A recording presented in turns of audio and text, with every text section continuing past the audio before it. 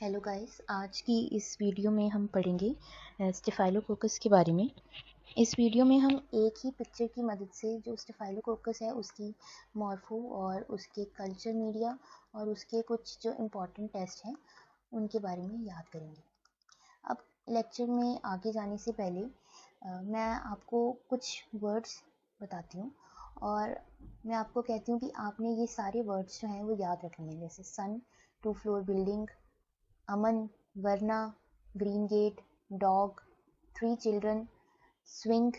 अब अगर मैं आपको बोल रही हूँ कि आप ये सारे वर्ड्स याद रखो तो आप कैसे याद करोगे? It's too tough for you to remember all this words. आप उसको लिख के देखोगे, बार बार पढ़ोगे, फिर भी कोई ना कोई वर्ड जो है वो मिस हो ही जाएगा। ऐसे ही माइक्रोबायोलॉजी है। माइक्रोबायोलॉजी में कुछ चीज़ें तो कंसेप्चुअल हैं, आपने एक बार पढ़ ली आपको समझ आ जाएंगी, पर कुछ टॉपिक ऐसे हैं या कुछ टॉपिक के अंदर कुछ चीज़ें ऐसी है कि आप उनको जितनी बार मर्जी पढ़ लो, वो एक तरह का रट्टा है ना।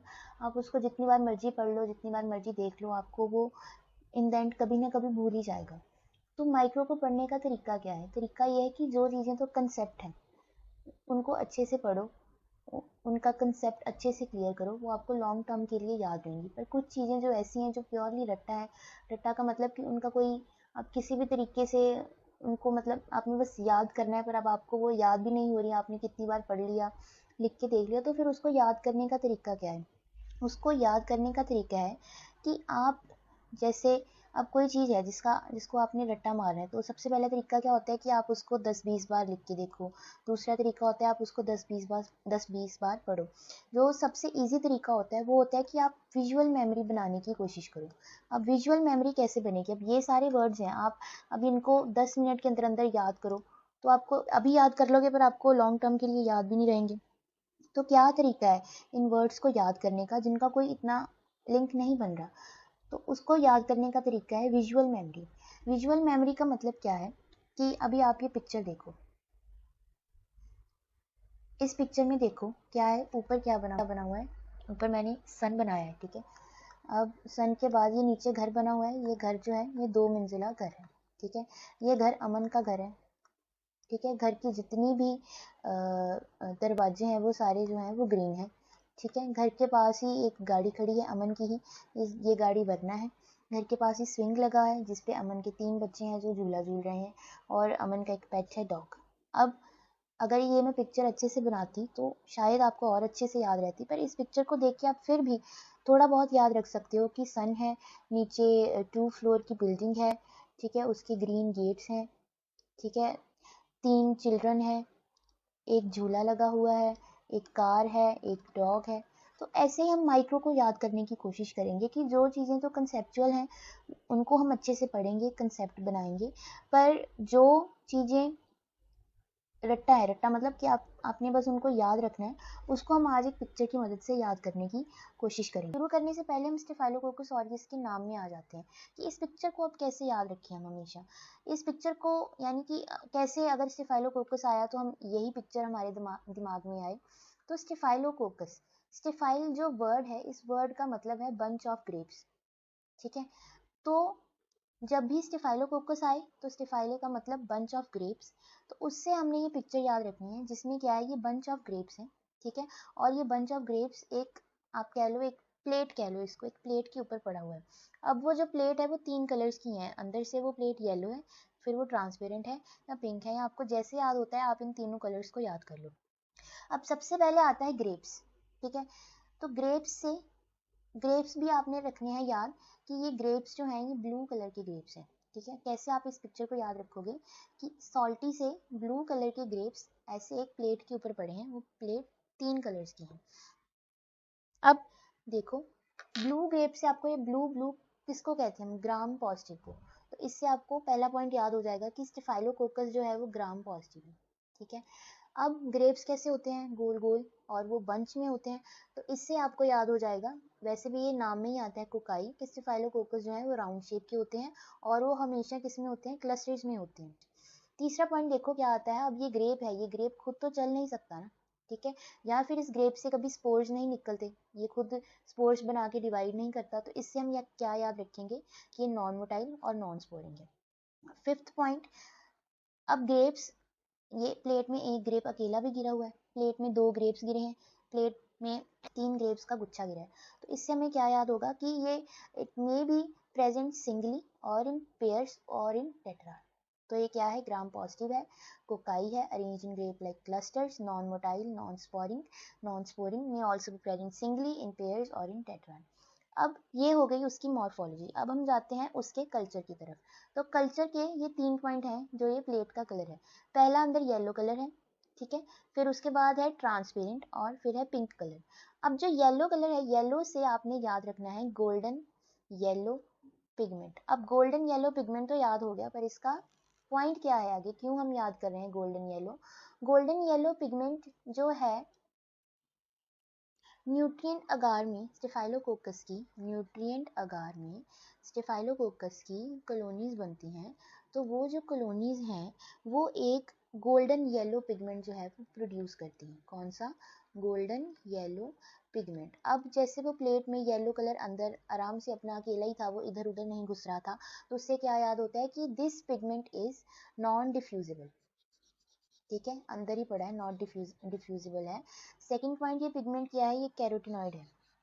कैरोटिनॉइड क्या होते हैं कि जो कैरोटिनॉइड आप ऐसे समझ लो कि एक ऐसा पिगमेंट है जो सबसे ज़्यादा हमारे नेचर में डिस्ट्रीब्यूटेड है। ये प्लांट्स, बैक्टीरिया ये पिगमेंट को प्रोड्यूस करते हैं। पहला पॉइंट हमने सबसे पहले क्या किया, गोल्डन येलो पिगमेंट, ठीक है। उसके बाद पॉइंट क्या आता है, ट्रांसपेरेंट जोन। अब इस ट्रांसपेरेंट जोन को हम क्यों याद कर रहे हैं? फाइलोकोकस ऑरियस को हम ब्लड अगार में ग्रो करवाते हैं, ठीक है। अब ब्लड अगार का मतलब क्या है कि उस मीडियम में ब्लड सेल्स हैं। जो स्टेफाइलोकोकस ऑरियस है वो उस ब्लड सेल्स को क्या कर देता है, डिस्ट्रॉय कर देता है। जब वो सेल्स डिस्ट्रॉय हो जाते हैं, ब्लड सेल्स डिस्ट्रॉय हो रहे हैं, टूट रहे हैं, तो उसे हम कहते हैं हीमोलिसिस, ठीक है। अब 3 तरह की हीमोलिसिस होती है, alpha haemolysis, beta haemolysis and gamma haemolysis. जो जब भी ब्लड अगार में बीटा हीमोलिसिस होती है तब क्या होता है, कंप्लीट हीमोलिसिस, मतलब सेल्स जो है वो कंप्लीटली टूटते हैं। और जब सेल्स कंप्लीटली टूटते हैं तब वहां पर बनता है ट्रांसपेरेंट और एक लाइट सा जोन, ठीक है।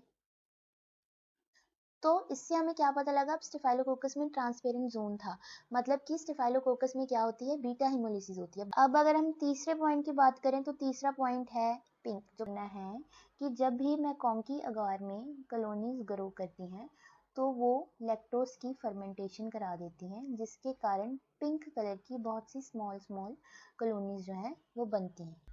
अगला पॉइंट क्या है, अगला पॉइंट है सॉल्टी। तो सॉल्टी से हम क्या याद रखेंगे, हमने कैसे याद किया था कि सॉल्टी ब्लू कलर के जो अंगूर हैं या ग्रेप्स हैं वो ऐसी एक प्लेट में पड़े हुए हैं। अब सॉल्टी से क्या हम समझते हैं, सॉल्टी से हम याद रखेंगे सॉल्ट मिल्क अगार। अब सॉल्ट मिल्क अगार क्या है, ये एक सिलेक्टिव मीडिया है। सिलेक्टिव मीडिया का मतलब कि ये जो मीडिया होते हैं ये एक सिलेक्टिव तरह के बैक्टीरिया को आइसोलेट करने के लिए होते हैं। जैसे स्टेफाइलोकोकस ऑरियस है, ये 8 से 10% NaCl को टॉलरेट कर सकता है, लिथियम क्लोराइड को टॉलरेट कर सकता है। तो हम क्या करते हैं कि ये जो मटेरियल्स हैं इनको एक मीडिया में डाल देते हैं और उससे एक सिलेक्टिव मीडिया बन जाता है। सिलेक्टिव मीडिया की स्पेसिफिकली इन्हीं बैक्टीरिया को आइसोलेट करने के लिए जो मीडिया है। तो सॉल्ट मिल्क अगार, अब इसमें 8 to 10% जो है वो NaCl है, ये एक सिलेक्टिव मीडिया है। तो अभी देखो आप कि हमने एक पिक्चर से अब तक कितने पॉइंट याद कर लिए। सबसे पहला पॉइंट हमने क्या याद किया कि ये ग्राम पॉजिटिव कोकाई है, ठीक है। उसके बाद ये क्या है, group arranged in grape like clusters, ये नॉन मोटाइल है, ये नॉन स्पोरिंग है, ये सिंगली है इन पेयर्स या फिर इन टेट्राड में हो सकता है। गोल्डन येलो पिगमेंट जो है, गोल्डन कलर से हमने याद किया, गोल्डन येलो पिगमेंट यानी कि न्यूट्रिएंट अगार में ये गोल्डन येलो पिगमेंट जो है रिलीज करते हैं। ट्रांसपेरेंट जोन से हमने याद किया कि इनमें बीटा हिमोलिसिस होता है। पिंक कलर से हमने याद किया कि ये लैक्टोज की फर्मेंटेशन कराते हैं। सॉल्टी से हमने याद किया कि सॉल्ट मिल्क अगार इनका एक सिलेक्टिव मीडिया है। तो लास्ट और 9th पॉइंट रह गया है, वो है कि ग्रेप से क्या बनता है, मैनिटॉल बनता है ना। ग्रेप से क्या बनता है, मैनिटॉल बनता है। तो इससे एक पॉइंट आता है, मैनिटॉल सॉल्ट अगार में ये येलो कलर की कॉलोनीज जो हैं वो बनाते हैं। मैनिटॉल वर्ड से हमने क्या याद रखना है, मैनिटॉल सॉल्ट अगार एक इसका कल्चर मीडिया है, ये एक सिलेक्टिव मीडिया है। इसमें क्या है, न्यूट्रिएंट अगार में हम 1% मैनिटॉल और 7.5% जो है वो NaCl ऐड कर देते हैं। और एक उसमें फिनॉल रेड ऐड कर देते हैं। अब जब बैक्टीरिया हमने डाला इस अगार में तो बैक्टीरिया ने फर्मेंटेशन करा दी मैनिटॉल की, जिससे क्या बना, एसिड बना, जिससे क्या हुई, पीएच कम हो गई। जब पीएच कम होती है तो कम पीएच में जो फिनॉल रेड है वो येलो कलर देता है। लास्ट लाइन है जो आपने कोशिश करनी है कि अपार्ट फ्रॉम दिस पिक्चर अगर आप याद कर पाओ तो वो है कि आप हमेशा ग्रेप्स को काट भी सकते हो और उनको कुक भी कर सकते हो, ठीक है। तो you can always cut and cook grapes. तो कट से आपने याद रखना है कि ये कैटालेज पॉजिटिव है, और कुक से आपने याद रखना है कि ये कोएगुलेज पॉजिटिव है। तो देखो आपने एक पिक्चर से आज कितने जो पॉइंट हैं, जो कितने कल्चर मीडिया हैं वो याद कर लिए। येलो से कि ये येलो गोल्डन येलो पिगमेंट बनाते हैं, बीटा हिमोलिसिस होता है, मैनिटॉल फर्मेंटेशन कराते हैं, लैक्टोज फर्मेंटेशन कराते हैं, ग्रेप लाइक क्लस्टर्स में है, नॉन मोटाइल है, नॉन स्पेयरिंग है। जो हम तो इस वीडियो में हमने एक पिक्चर से जो मैक्सिमम पॉइंट हम याद कर सकते थे अबाउट इट्स मॉर्फोलॉजी एंड और उसके कल्चर मीडिया और उसकी जो टेस्ट हैं कैटालाइज पॉजिटिव एंड कोएगुलेज पॉजिटिव, उनके बारे में पढ़ा।